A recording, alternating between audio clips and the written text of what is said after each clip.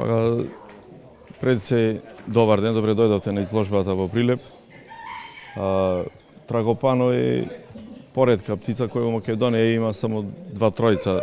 И е многу ретка и во Србија исто е ретка како птица, а кои другите птици ги има повеќе од фазаните. Има седласти, има кралски, сребрени, златни и платинести.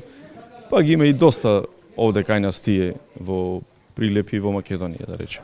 Колку чини еден трагопан или и останатите други фазани? Значи, трагопаните, моментално цената му се движи од 300 до 400 евра спрема големината, дали се возрастни или се млади фазаните. Моментално овие што ги имаме тука на изложбата се млад примерок, значи годинашен примерок, и затоа тие се движат од 200 до 250 евра парот. Веќе 8 години правим изложби два пати во годината, еднаш со надпреварувачки карактер, еднаш од тривијален карактер, со тоа што доаѓа до многу, да речем, голем одзив на љубителиве на украсни птици и животни. Така да доаѓаат доста луѓе и од другиве градови.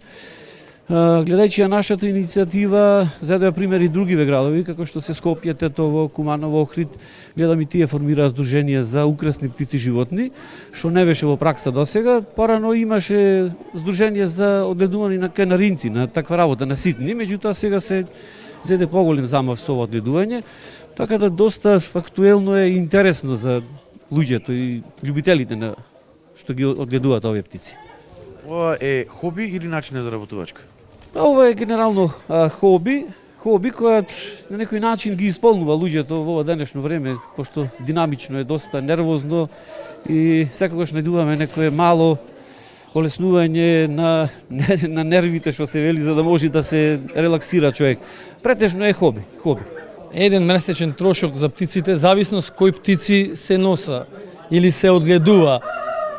Фазаните, пауните, екзотичните птици се со поголем трошок, рада разноврсна храна, додека овие другите, да речеме, кокошки, гулаби, останатото скапо сепак, али чим се има љубов, нема ништо скапо.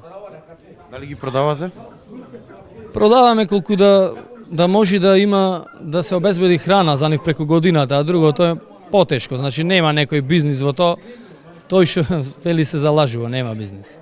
Секако една од нашите главни преокупации, односно обврски во идниот период, да ги нашите македонски автохтони раси имаме можност да ги стандардизираме, односно да ги патентираме, а потоа се разбира во соработка со наши познавачи, добри пријатели од регионот и европски да ги признаеме како наши раси. Во идниот период ќе се работи на омасовување, односно на стандардизација на прилепската, односно пелагониската масарка и познатиот надалеку дунек, белоопашестиот дунек, прилепски дунек.